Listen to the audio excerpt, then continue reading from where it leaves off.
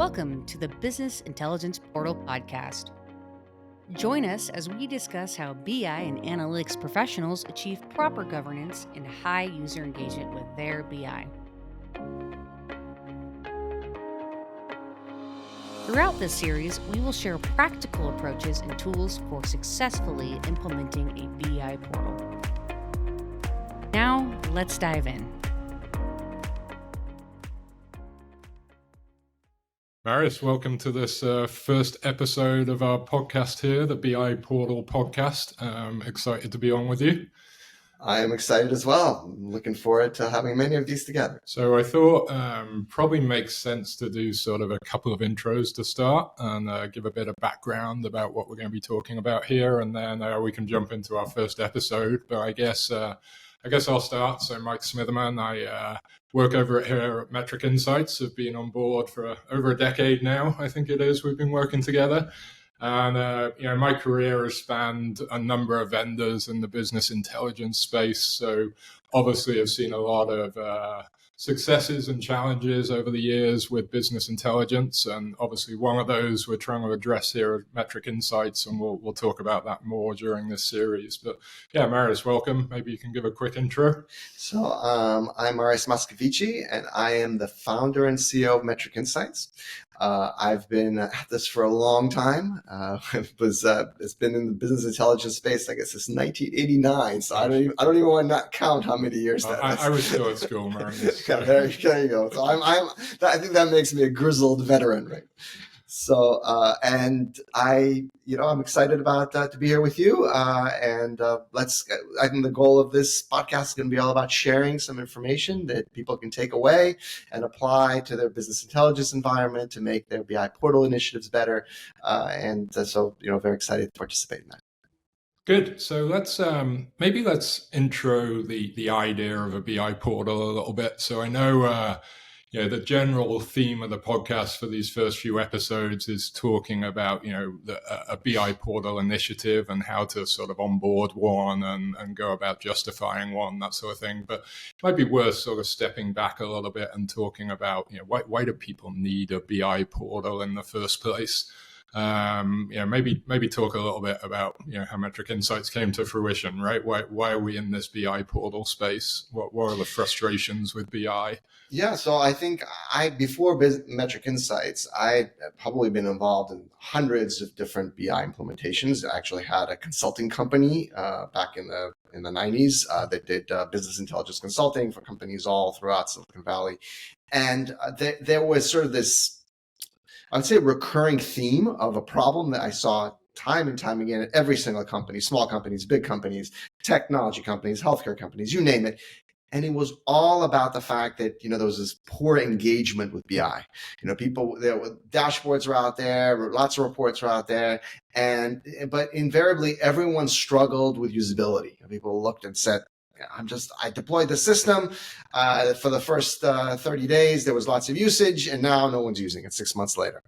And so Metric Insights from its inception was all about solving that problem. It was all about rethinking the whole idea of how do I really engage users with BI in such a way that they're actually going to come back and they're going to get value, and you're going to get sustained sort of value in a way that enforces governance as well. And that was the genesis. Yeah, and so the idea really behind the portal then, if we share with the listeners here, is, BI has been somewhat a victim of its own success, right? There is no lack of content and reports and dashboards and metrics and spreadsheets out there today in organizations, right? The problem is not that the content isn't there in a lot of cases. The problem is for the average user, how do you get access to the right thing and know you can trust it when there's 10 different versions of everything? Yeah. And for the analysts, how do you get better control over your environment, really?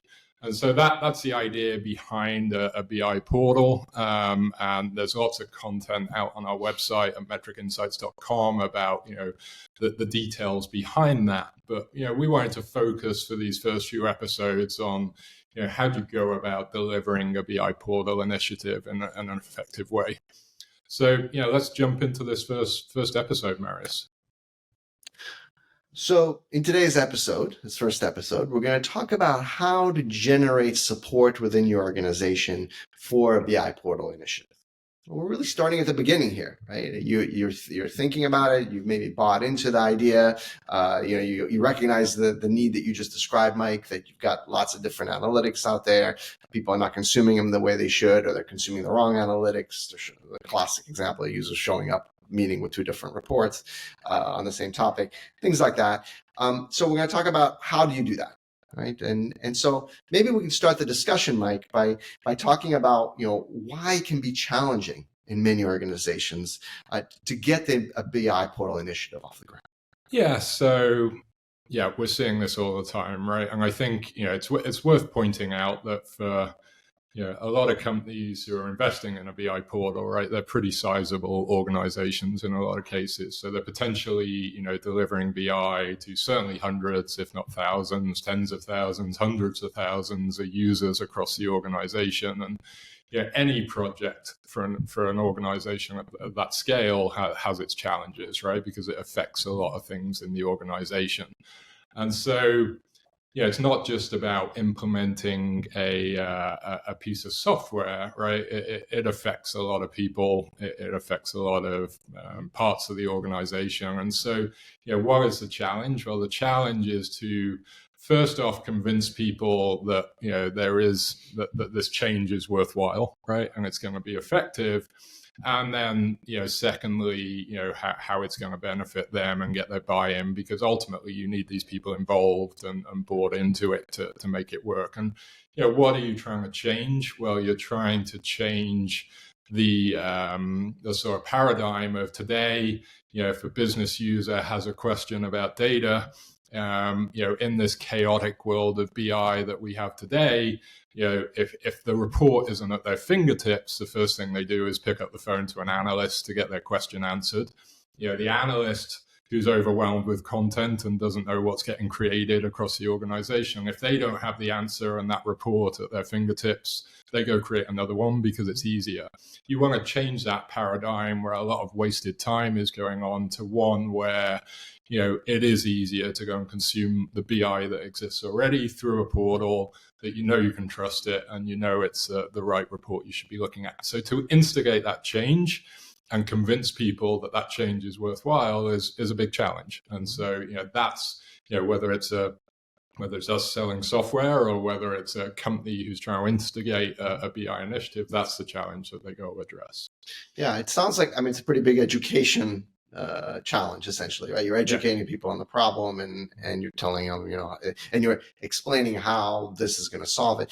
Can you talk a little bit more about the message there, right? Because obviously you've got different stakeholders. So what are the different stakeholders? What is the kind of way that you typically see? Because you talk to customers all the time that have to go through this process. So what do they typically have to do? Yeah, so you're right. I think you can break down the stakeholders into a number of different groups, right? So there's business users, there's consumers of BI in the organization, right? These are people who, have a hunger for data.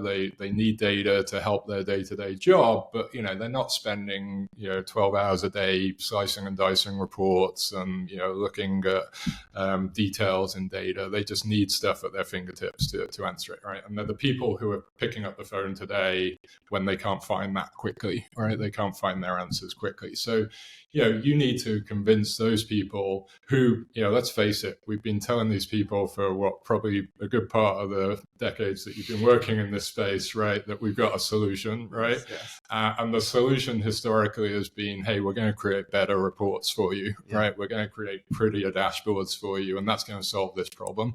You're not going to have to pick up the phone to the analyst anymore. And in doing that, we've just caused more chaos, right? So we've got to convince them that this time we've got the right answer, right? How are we doing that? Well, we're recognizing that we have kind of stumbled in the past, and the answer is not new reports and not more reports. It's really just a reconciliation and a consolidation of what we have already and making it easy for them to access it. So, convincing them that it's going to be easier to go to the portal than pick up the phone to an analyst and get in line with everyone else to get your questions answered. That's the message that we got to give to those folks. So there's the business users, there's the technical team, right? And I think so, whether it's IT, whoever's investing in BI today, I think they're probably challenged in justifying their BI initiatives today, right? Because a lot of times, you would justify BI with engagement numbers, right? And say, hey, yeah, we're spending all this money, but everyone's using it.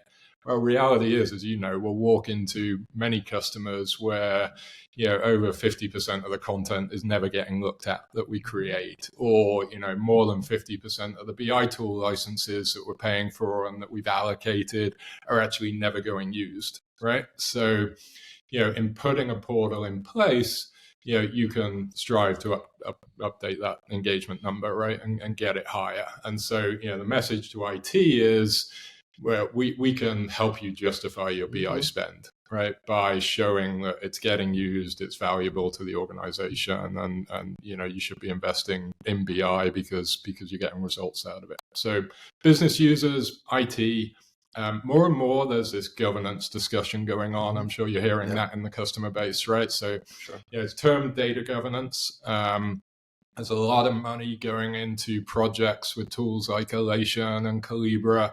It's all about sort of governing the data and making sure, you recognize when there's sensitive data or PII data, and making sure it's categorized properly. And, all that effort is going on there. But a lot of times that doesn't see the light of day with your business users. So, justifying those projects is actually becoming challenging, right? Everyone has to do governance, but, why are you doing it, and what's the value of it? A BI portal, as we'll see as we get into this series, can actually start highlighting some of that effort as well. And so there's a story to the governance team that, if you invest in a BI portal, all that effort you're doing around usage policies of data and, identifying and categorizing data can actually flood its way through to business users and help them become more literate in what they're looking at. So the whole data literacy piece can actually come to fruition. And then, I think the final group is obviously the exec team, the management team, who's going to pay for this initiative, right, typically. And, reality is they probably fall into one of those three groups somewhere as well, right? So they're either, it's being picked up by IT, or, it's business stakeholders who are throwing in budget to pay for something like this. So they're directly benefiting from what we've just spoken about. But, as well, you've got to get their buy-in in terms of, this is an organizational change, right? It's often tied into other initiatives, and, you need to get them on board as well and show that these BI projects are going to get cost justification if they spend in it. That's really interesting. I think what you present is I think very nuanced, and I think what's interesting about kind of that perspective is that you really looking at it through the lens of saying, for each of these stakeholders, what is the context that they're coming at it from, right? How do they think about it, and therefore having the message filter in through that context. And I think it's really fascinating to think about how that message is so different for the executive team versus the data governance person versus the BI person. Yeah, and I think it's the nature of a portal, right? At the end of the day, some software is very simple, right? It's a report is benefiting an end user who's using that report, right? A portal, it really does have benefits across the organization. There's the analyst team as well, obviously, that I didn't touch on, right? Who, their frustration today is they're putting all this effort into building content, but no one's actually using it, right? So, the value to them is, okay, we can get our content being used and focus our time on high value analytics activities, whatever it might be, right? So, lots of different stakeholders. It's important to map that out in your organization and understand who those people are, and then get them on board early and show them the value. What about so that's the sort of more subjective kind of, get the right messaging to the right folks. Do you find that it's necessary to do more hard ROI type business case analysis for this as well? Yeah, it's so in an ideal world, yes, right. The more you can justify numbers, the better, especially in the BI space, I guess, right? So, the challenge I think is that, BI in general, whether it's creating dashboards or reports or putting a portal in place, it's challenging, right? Because no business ever sort of no business went out of business just because they didn't have a report or a BI tool overnight, right? It's not like a call center where you go buy a telephone switch. If you don't have it, you don't have a business, right? It's an easy sort of justification. So the challenge is, how do you put hard ROI numbers on something like this? Because you deliver a report and everyone's using it. Still, if they don't take action on that, then you're not going to see any improvement in the business, right? So, and how do you guarantee anyone's going to take action, right? You've got no control over that. So, I think there are some hard ROI numbers that you can put to it, and we can talk about those. But I think you have to really think about it in the context of your own organization, what's going on, where some of the challenges exist, and then pull out the hard ROI, but also look at the subjective stuff as well. And if you are an organization where that hard ROI is required, right? Yeah. Say, maybe a lot of companies I see, they have, for all new initiatives, there's a board that needs to decide that internally with different stakeholders. And one of the things they ask for in the business plan is an ROI. How do you recommend that people go about building that ROI?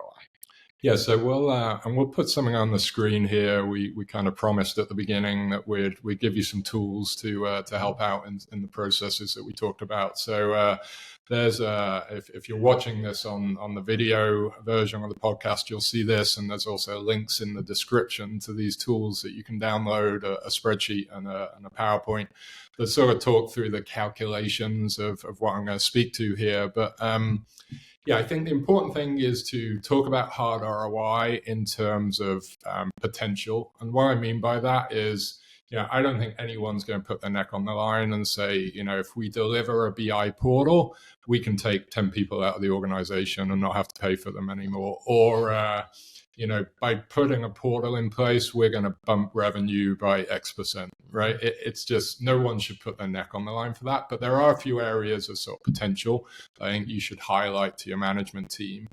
And you'll see in the spreadsheet that we're sharing, it's things like cost savings, time savings, as it relates to some of the stuff we've been talking about already. So a lot of time goes in on the analyst part in terms of scrambling to answer these questions that business users have, because they can't find whether a report exists and because they end up creating a new report, even if there's a duplicate out there already.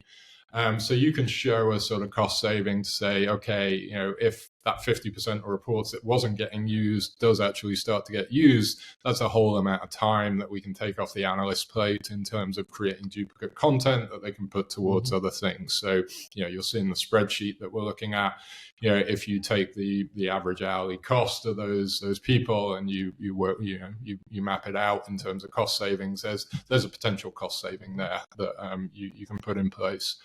And same on the business user side, if people are hungry for content and they're spending an hour or two every day or even every week across thousands of users that you can take off them because they can find content easier, because they can get their answers quicker and it's accurate.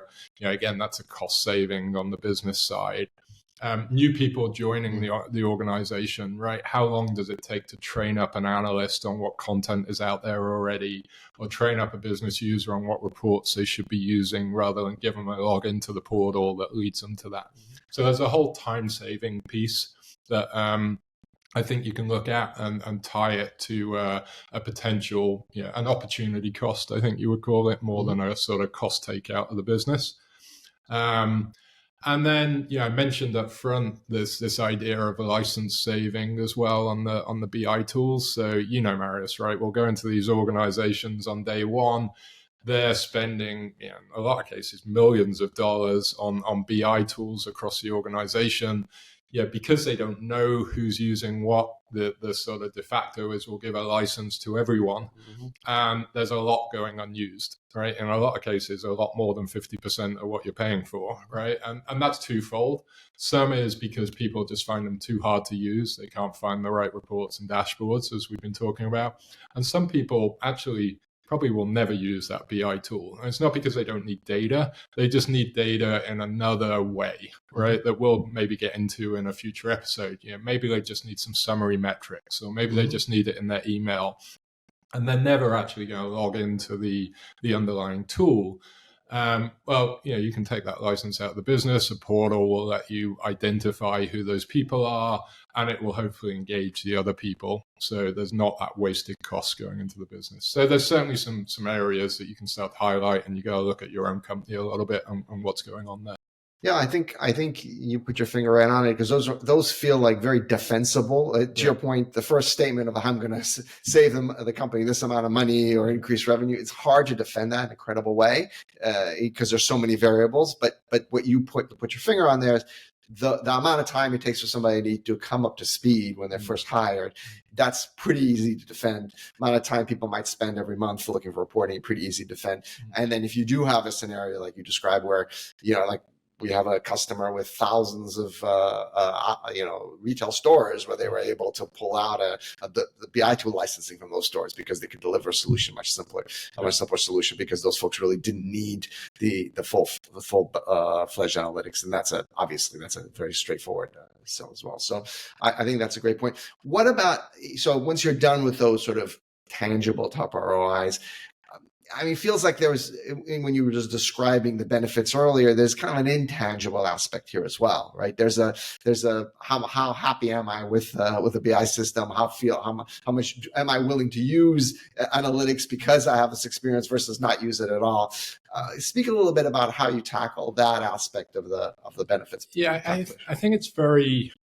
So it's kind of a cultural discussion at that point a little bit, right? In an organization, organizations have different cultures, right? Depending on the business that they're in and who's working there, right? And if you're in the position of, I'm the guy who's girl who's sort of decided that we need a BI portal, right? And I'm selling it internally, right? I've made that decision probably, from one of two perspectives. One is best case scenario. Everyone's knocking on my door from the business, and the exec team's knocking on my door saying, hey, super frustrated. We can't get the information we need. We need it, right? What's your answer to this, right? That's quite an easy sell at that point, right? If you can convince them that the BI tool is the BI portal is the answer, then you just have to communicate that value, as we've been talking about, prove to them that it's going to change their way, change their life in terms of consuming BI. Probably go through some sort of proof of concept to that so they can buy into it, and you're off to the races, right? In other cases, it may be, maybe the business has kind of given up, right?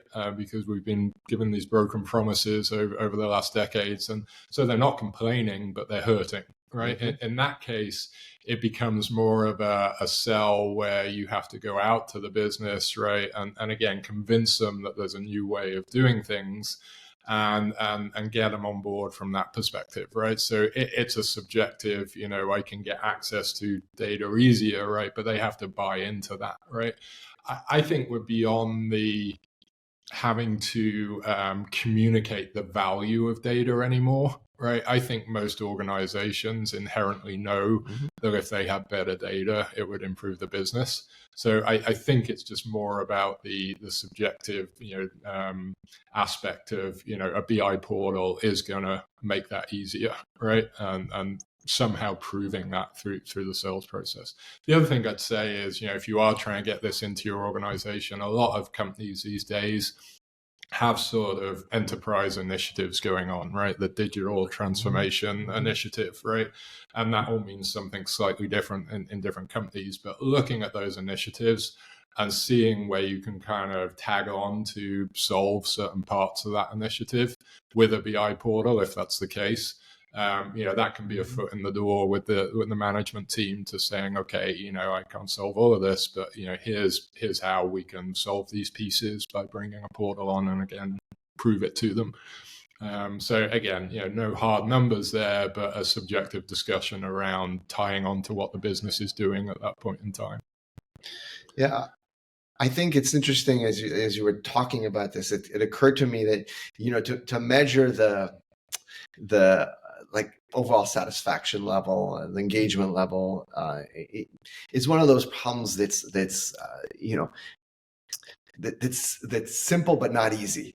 And what I mean by that is that you can send out a survey, Right. to your community broadly and find out what level of satisfaction do they really have with BI, and ask hard-hitting questions. Can you find the reports that you're looking for? Are you find the data is reliable? Do you know which reports have reliable data? How much time do you spend looking for things? The problem is that for many IT organizations, it takes courage to do that, right? In doing that, you now have to come to terms with the fact that you've maybe have lower engagement than you believe as an IT leader or as a BI leader is in place today, and that there's some warts there that have to be addressed. Yeah. So I think it just many ways, if you are willing to do that, then you can absolutely baseline, and then you can say, okay, if we and then you have to put your neck on the line in this regard. You're not saying I'm going to increase, sales by 5%, but you're saying, well, I'm going to move the overall satisfaction level that people have with BI from a 30% or 70% or something like that, right? So it takes courage to do that. But if you're willing to do that, I think that can be a very compelling message to senior management. Yeah, and I would absolutely, and I would say as well, right? I think historically you've probably been able to hide a little bit behind the numbers, right? And just not report them, right? I think in the current economic climate that we're seeing, right, you kind of have to have the courage, because someone's going to come down at some point and say, justify this $1 million you're spending on BI, right? It's got to happen. It's happening across software stacks in organizations, right? So I think most companies are going to have to address it at some point, right? And so looking at those engagement numbers, that satisfaction score, right, is you're going to have to do it, I think, in a lot of cases. You mentioned at the beginning, when we kind of take you back a little bit, about how important it is to get business sponsorship, right, and get going. Clearly, you only get one shot to make a first impression, and the success that you get out of that first a group that you bring on when you justify it and when you start working with it is very important to foster broader success. Talk a little bit about sort of what are the characteristics of that business sponsor that make it particularly good.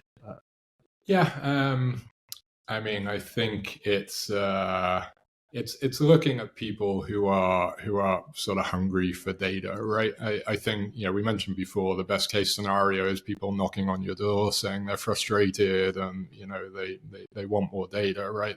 Even if that's not the whole organization, there's probably pockets in the organization who are thinking that, right? So, getting people on board who want to change the paradigm, who want better access to information, who know that if they had this data at their fingertips and could easily find the right reports and trust them and, all the stuff we've been talking about, that it would be better for them, then, selling them on the paradigm early and getting them bought into a sponsorship of it is key, I think. So people who are hungry for data, who are pretty data driven today, but who also have the frustration, I think, they're the easy people to convince. The people who've sort of given up on data and kind of, flying by the seat of their pants almost are difficult to sort of pull back into the mix early until you've got some proof points across the organization. So basically, the not jaded and unjaded group, and the folks that are maybe a little bit more forward leaning, a little more interested in actually transforming their organization and open to that. Fixing the problem. They're interested in fixing the problem. Yeah. Yeah, I think that's right, exactly right, and it's so critical to basically set the tip of the arrow with that group, and that way you can get them to buy into the vision. You can get them to partner with you when you're pitching to senior management, and that can be a powerful forcing function to. And in some cases, we see the business having to stump up the money for a project like this, right? If you're buying software to support it, right? So obviously, that's going to involve pulling in different business units to put budget forward for that, right? So it might be convincing other people to pay. It might be, hey, this is worthwhile me paying for myself. Yeah, I think the other thing, I think you touched on this earlier, but I would just add to it. It's important to think about the fact that whenever you're selling anything, any idea, right? It's all about storytelling, right? And so, to the extent that you can find a business partner that can tell a very specific and compelling story, I think that is very helpful. So that sure, you've got the ROI, you've got the business case calculation, you've got a bunch of intangible benefits. If you can get someone to step up and say, "Look, I've got this situation where this folks in the stores." I'm a retailer. They can't get the information they want. I'm finding that they're spending this amount of time. You've got a very detailed story and say, if I had a solution that enabled me to do this, then it was going to be a step up function for them. Right? Yeah, absolutely. I think that's key. As you think about business case beyond ROI, making it specific to your organization, I think is key. Right. So, yeah, and hopefully maybe in some future episodes, we'll get some of our customers on and talking about some of the things that they're doing specific to their industry and their use cases. That sounds great, and I think we welcome everyone that's listening to take a look at the resources that Mike discussed that will be linked to the show notes, and basically take advantage of those. Again, they're all applicable whether you are building something completely from scratch, whether you're using a technology like ours. It really doesn't matter. It's the same sort of motion that you've got to go to be able to make an initiative successful. And so we encourage the justification of a technology purchase is a small part of it, right? It's the buy-in to the paradigm shift that we've been talking about. Thanks for joining us on this first episode. We'll be releasing these every couple of weeks and sort of take you through the journey now that we've justified our project around how we make it successful moving forward. And we encourage you to subscribe to this podcast. You can access it via YouTube and LinkedIn as well, and all the podcast subscription services. And we look forward to sharing more information with you. Thank you for joining us.